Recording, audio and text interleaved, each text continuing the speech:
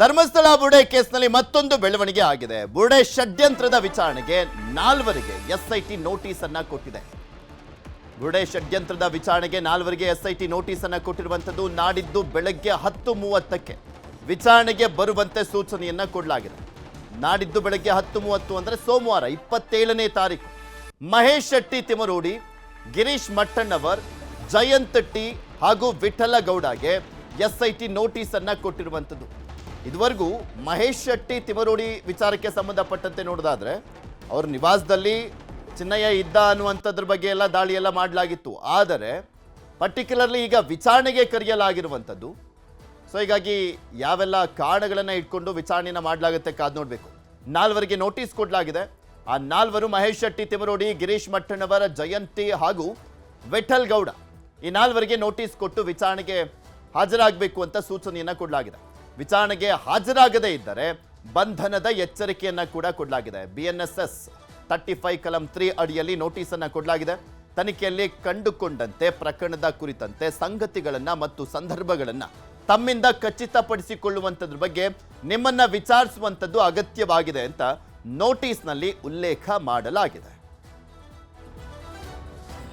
ಬೆಂಗಳೂರಿನಲ್ಲಿ ರಸ್ತೆ ಗುಂಡಿಗೆ ಟೆಕ್ಕಿ ಬಲಿಯಾಗಿರುವಂಥದ್ದು. ರಸ್ತೆ ಗುಂಡಿ ತಪ್ಪಿಸಲಿಕ್ಕೆ ಹೋಗಿ ಟೆಕ್ಕಿ ಸಾವನ್ನಪ್ಪಿದ್ದಾರೆ.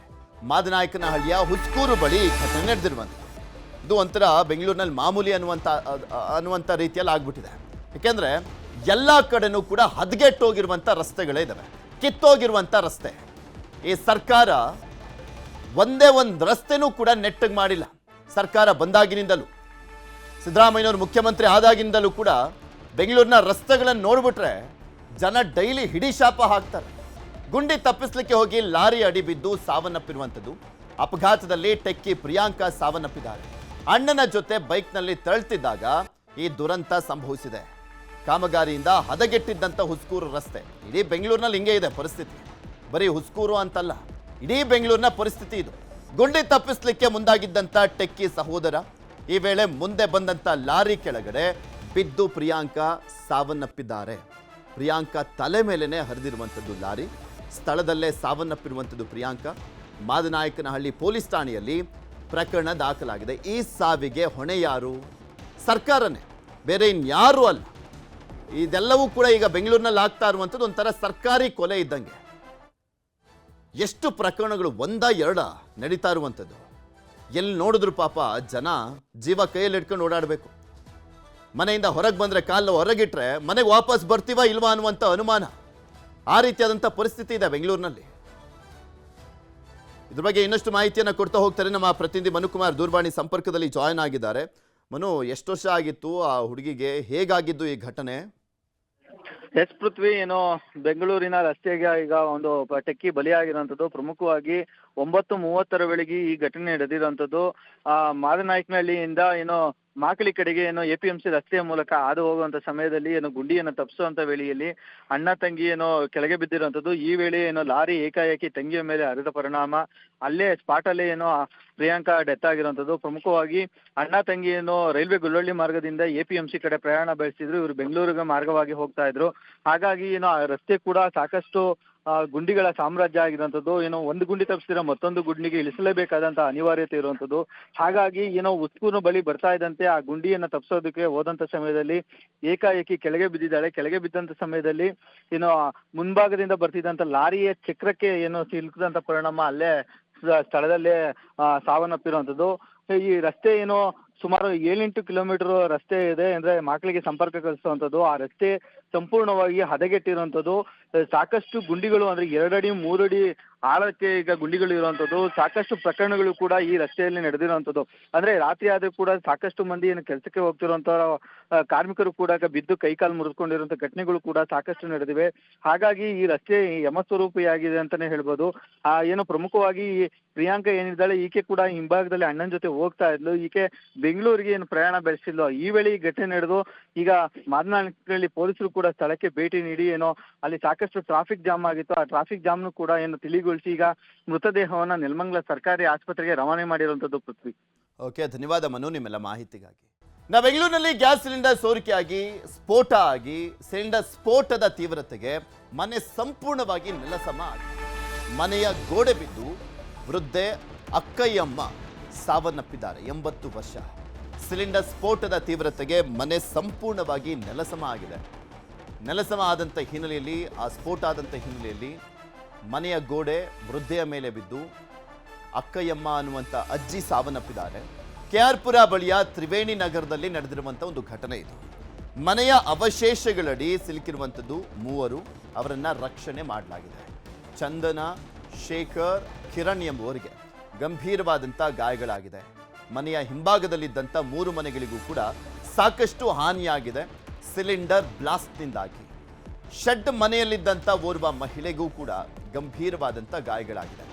SOCO team, scene of crime officers ಅಲ್ಲಿಗೆ ಹೋಗಿದ್ದಾರೆ, ಪರಿಶೀಲನೆ ಮಾಡ್ತಾ ಇದ್ದಾರೆ.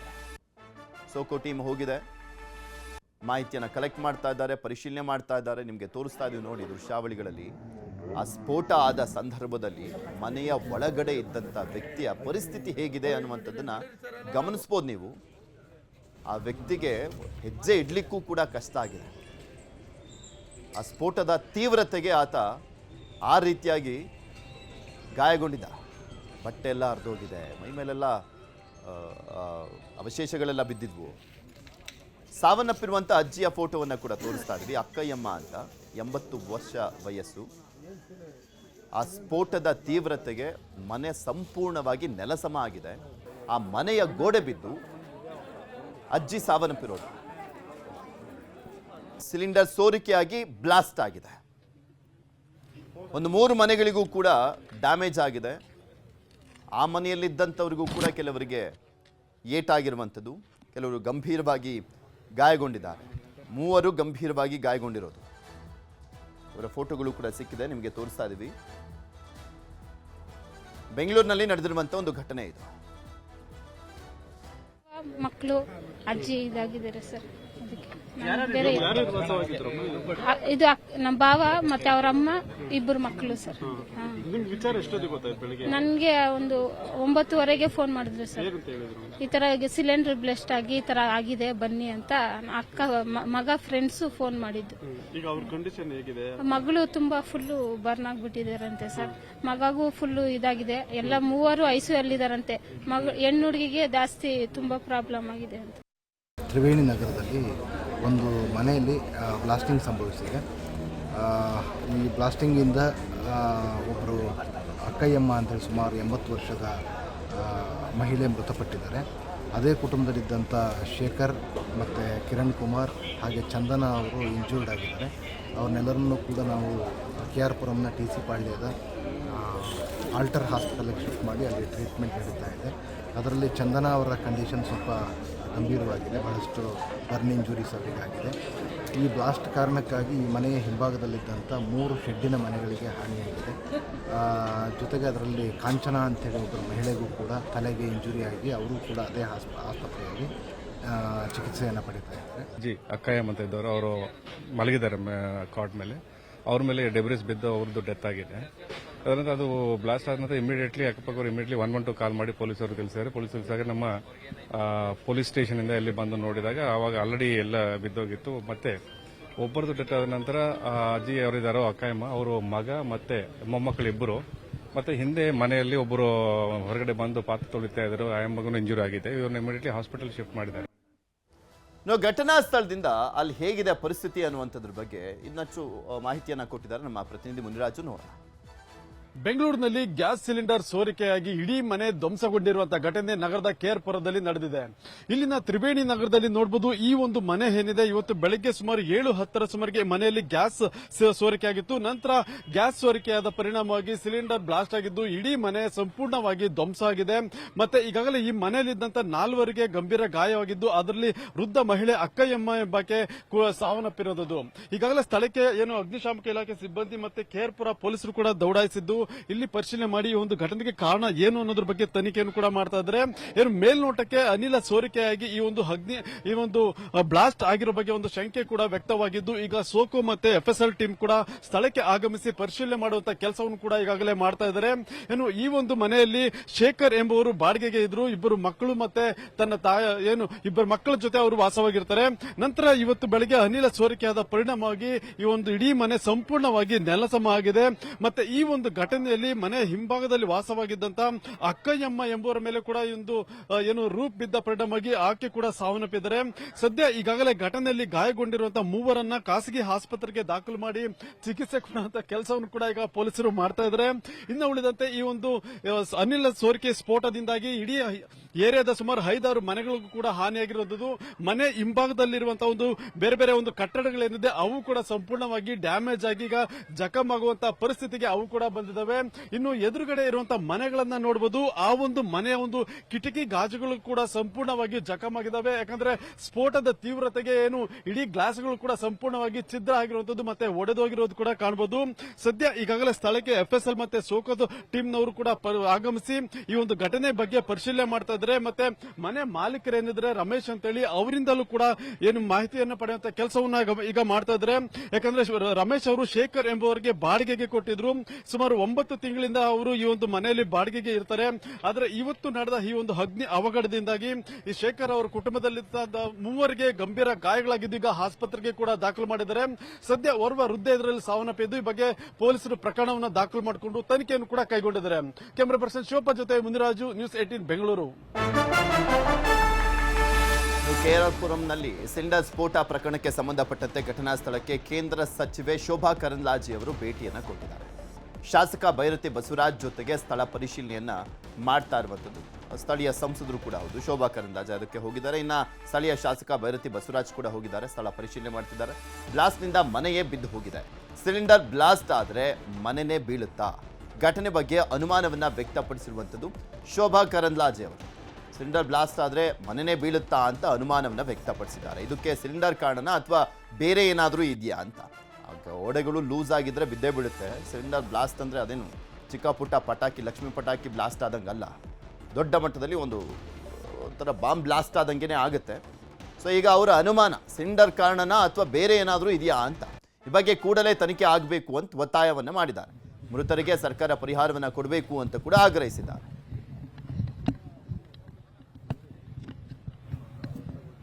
ಬೆಳಿಗ್ಗೆ ಬ್ಲಾಸ್ಟ್ ಆಗಿ ಅಕ್ಕಯ್ಯಮ್ಮ ಅನ್ನುವಂಥವರು ತೀರ್ಕೊಂಡಿದ್ದಾರೆ.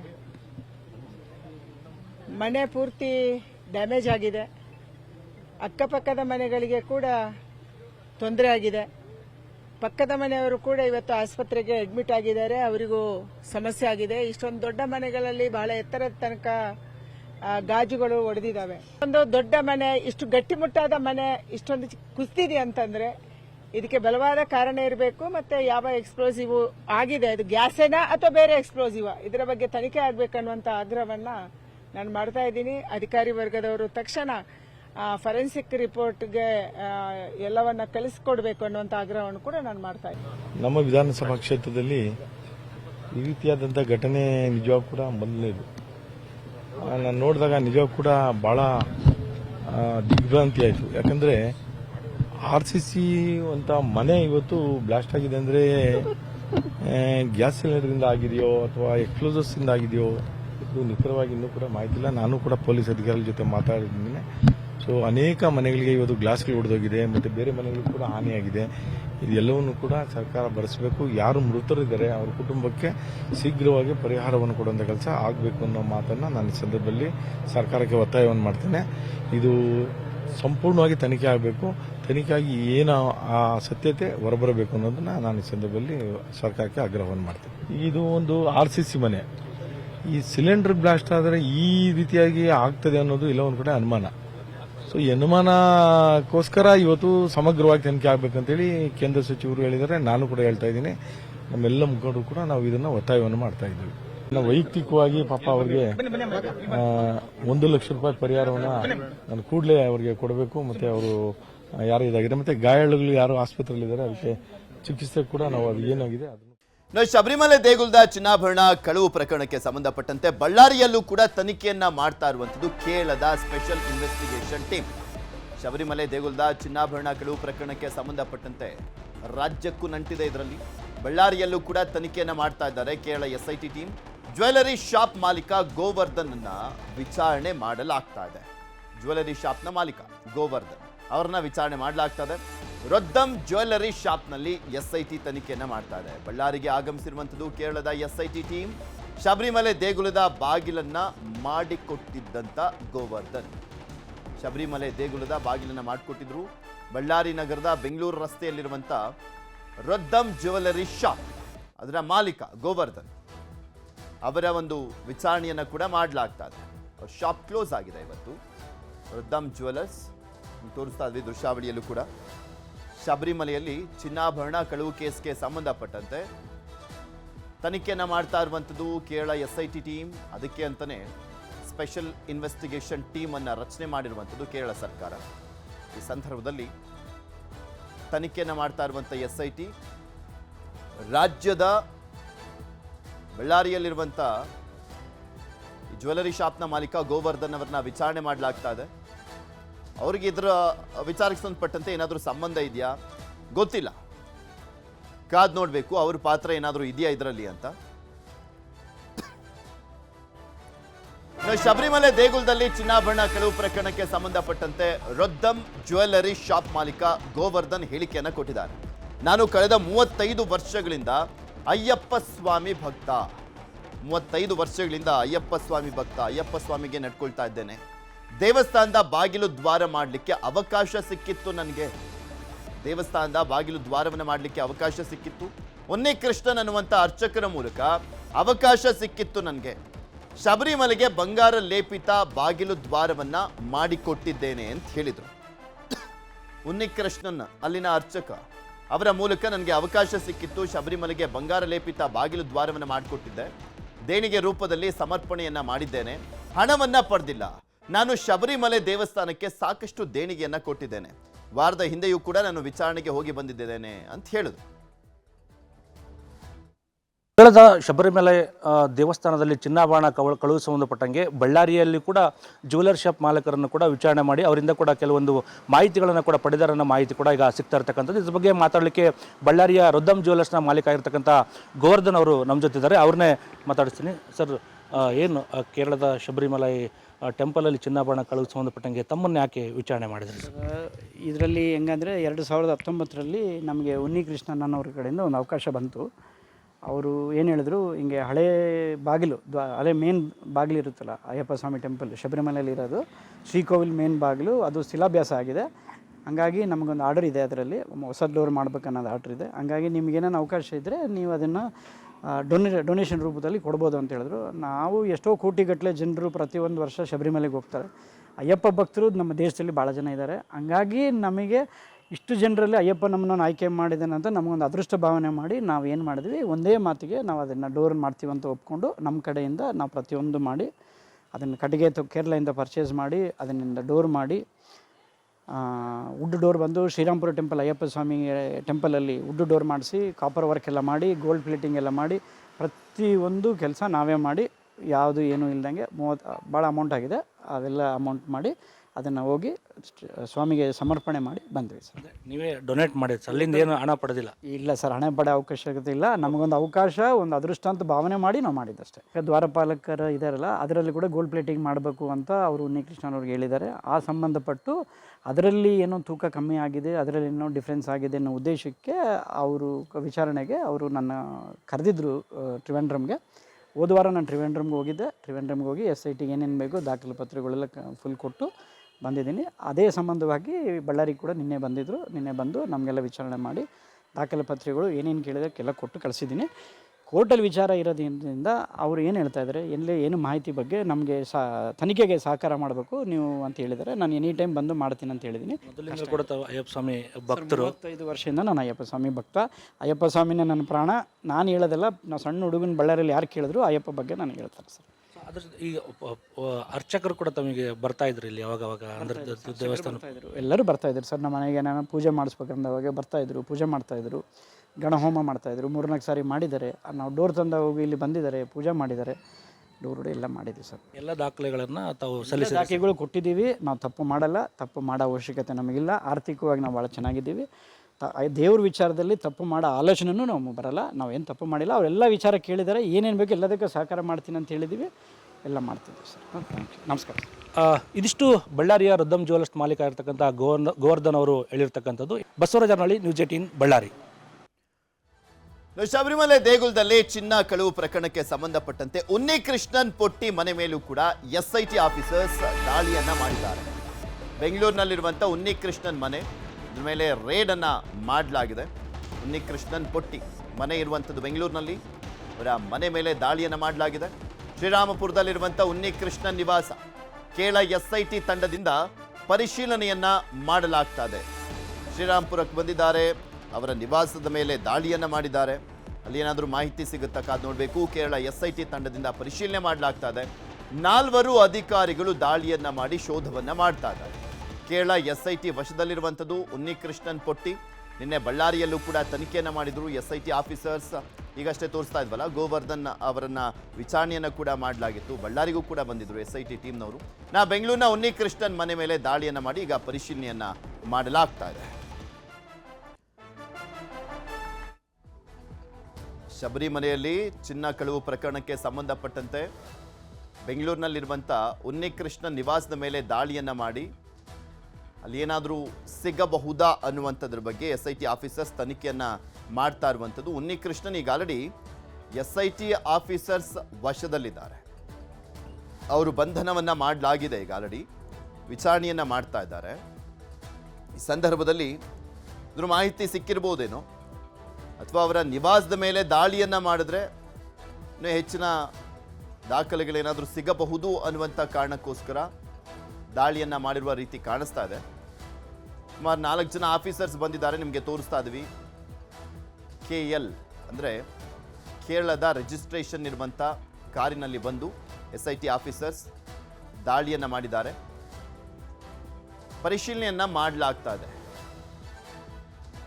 ಉನ್ನಿಕೃಷ್ಣ ನಿವಾಸದ ಮೇಲೆ ದಾಳಿ ಮಾಡಿ ಇದ್ರ ಬಗ್ಗೆ ಇನ್ನಷ್ಟು ಮಾಹಿತಿಯನ್ನು ಕೊಡ್ತಾ ಹೋಗ್ತಾರೆ ನಮ್ಮ ಪ್ರತಿನಿಧಿ ಮುನಿರಾಜು. ನಮ್ಮ ಜೊತೆ ದೂರವಾಣಿ ಸಂಪರ್ಕದಲ್ಲಿ ಜಾಯ್ನ್ ಆಗಿದ್ದಾರೆ. ಮುನಿರಾಜು, 4 ಜನ ಆಫೀಸರ್ಸ್ ಬಂದು ದಾಳಿಯನ್ನ ಮಾಡಿದ್ದಾರೆ, ಏನಾದರೂ ಮಾಹಿತಿ ಸಿಗ್ತಾ ಇದೆಯಾ? ಇವತ್ತು ಬೆಳಗಿನ ಜಾವ ಏನು ಕೇರಳದ ಒಂದು SIT ತಂಡದ ಅಧಿಕಾರಿಗಳೀಗ ಶ್ರೀರಾಮ್ಪುರದಲ್ಲಿ ಕೂಡ ಒಂದು ದಾಳಿಯನ್ನು ಮಾಡಿರೋದು. ಏನು ಪೋಟಿ ಉನ್ನಿಕೃಷ್ಣನ್ ಇದ್ದಾರೆ, ಅವರ ಮನೆಯಲ್ಲಿ ಈಗ ಶೋಧ ಮಾಡುವಂತ ಕೆಲಸವನ್ನು ಕೂಡ ಈಗಾಗಲೇ ಮಾಡ್ತಾ ಇದ್ದಾರೆ. ಏನು ದ್ವಾರ ಬಾಗಿಲಿನ ಒಂದು ಚಿನ್ನ ಕಳುವಿಗೆ ಸಂಬಂಧಪಟ್ಟಂತೆ ಈಗಾಗಲೇ ನಿನ್ನೆ ಕೂಡ ಬಳ್ಳಾರಿಯಲ್ಲಿ ಒಂದು ಶೋಧವನ್ನು ಮಾಡಿದ್ರು. ಈಗ ಅದೇ ತಂಡ ಈಗ ಬೆಂಗಳೂರಿಗೂ ಕೂಡ ಆಗಮಿಸಿ ಈ ಒಂದು ಚಿನ್ನಾಭರಣ ಕಳ್ಳತನಕ್ಕೆ ಸಂಬಂಧಪಟ್ಟಂತೆ ಅವರ ಮನೆಯಲ್ಲಿ ಏನಾದ್ರು ದಾಖಲಾತಿಗಳು ಸಿಗಬಹುದಾ ಅನ್ನೋದು ಕಾರಣಕ್ಕೋಸ್ಕರ ಈಗ ತನಿಖೆಯನ್ನು ಮಾಡುವಂತ ಕೆಲಸವನ್ನು ಕೂಡ ಮಾಡ್ತಾ ಇದ್ದಾರೆ. ಖುದ್ದು ಏನು ಈ ಒಂದು ಪ್ರಕರಣದಲ್ಲಿ ಆರೋಪಿಯಾಗಿರುವಂತಹ ಪೋಟಿ ಉನ್ನಿಕೃಷ್ಣನ್ ಅವರನ್ನು ಕೂಡ ಈಗ ಬೆಂಗಳೂರಿಗೆ ಕರ್ಕೊಂಡು ಬಂದು ಇಲ್ಲಿ ತನಿಖೆ ಮಾಡುವಂತ ಕೆಲಸವನ್ನು ಕೂಡ ಈಗಾಗಲೇ ಮಾಡ್ತಾ ಇರೋದು. ಸುಮಾರು 4 ಮಂದಿ ಅಧಿಕಾರಿಗಳ ತಂಡ ಈಗಾಗಲೇ ಬೆಂಗಳೂರಿನಲ್ಲಿ ಬೀಡು ಬಿಟ್ಟು ಶ್ರೀರಾಮ್ಪುರದ ಅವರ ಮನೆಯಲ್ಲಿ ಶೋಧ ಮಾಡಿ ಏನಾದ್ರು ಡಾಕ್ಯುಮೆಂಟ್ಸ್ ಇರ್ಬೋದು, ಮತ್ತೆ ಒಂದು ಚಿನ್ನಾಭರಣಕ್ಕೆ ಸಂಬಂಧಪಟ್ಟಂತೆ ಮಾರಾಟ ಮಾಡಿರೋದಕ್ಕೆ ಏನಾದ್ರು ದಾಖಲಾತಿಗಳು ಪತ್ತೆ ಆಗುತ್ತಾ ಅಂತ ಹೇಳಿ ಈಗ ಶೋಧವನ್ನು ಕೂಡ ಮಾಡ್ತಾ ಇದ್ದಾರೆ. ಮತ್ತೆ ಇದೇ ಸಂದರ್ಭದಲ್ಲಿ ನಿನ್ನೆ ಕೂಡ ಈ ಒಂದು ಚಿನ್ನಾಭರಣ ಮಾರಾಟಕ್ಕೆ ಸಂಬಂಧಪಟ್ಟಂತೆ ಬಳ್ಳಾರಿಯ ಒಂದು ಜ್ಯುವೆಲರಿ ಶಾಪ್ ನಲ್ಲಿ ಕೂಡ ಒಂದು ತನಿಖೆಯನ್ನು ಕೂಡ ಮಾಡಿದ್ರು. ಏನು ಅಲ್ಲಿನ ಜ್ಯುವೆಲರಿ ಶಾಪ್ ನ ಮಾಲೀಕ ಆಗಿರುವಂತಹ ಗೋವರ್ಧನ್ ಅವರನ್ನು ಕೂಡ ವಿಚಾರಣೆ ಮಾಡಿ ಅವರಿಂದಲೂ ಕೂಡ ಮಾಹಿತಿಯನ್ನು ಪಡ್ಕೊಂಡಿದ್ದಾರೆ. ಮತ್ತೆ ಈ ಒಂದು ಚಿನ್ನಾಭರಣಕ್ಕೆ ಮಾರಾಟಕ್ಕೆ ಸಂಬಂಧಪಟ್ಟಂತೆ ಅವರು ಖರೀದಿ ಮಾಡಿದ್ರಾ ಇಲ್ವಾ, ಮತ್ತೆ ಅದಕ್ಕೆ ಪೂರಕವಾದ ಇರೋದ್ರ ದಾಖಲಾತಿಗಳು ಸಿಗುತ್ತಾ ಅಂತ ಹೇಳಿ ಕೂಡ ಈಗ SIT ಅಧಿಕಾರಿಗಳು ಬಳ್ಳಾರಿ ಮತ್ತೆ ಬೆಂಗಳೂರಿನಲ್ಲಿ ತನಿಖೆಯನ್ನ ಮಾಡ್ತಾ ಇದ್ದಾರೆ. ಪೃಥ್ವಿ. ಓಕೆ, ಧನ್ಯವಾದ ಮುನಿರಾಜು ನಿಮ್ಮೆಲ್ಲ ಮಾಹಿತಿಗಾಗಿ. 4 ಅಧಿಕಾರಿಗಳಿಂದ ಮನೆಯನ್ನ ಶೋಧ ಮಾಡಲಾಗ್ತಾ ಇದೆ. ಈ ಸಂದರ್ಭದಲ್ಲಿ ಏನಾದರೂ ಸಿಗಬಹುದಾ ಅನ್ನುವಂಥ ನಿಟ್ಟಿನಲ್ಲಿ ಹುಡುಕ್ತಾ ಇದ್ದಾರೆ ಕೇರಳದಿಂದ ಬಂದಿರುವಂಥ SIT ಆಫೀಸರ್ಸ್.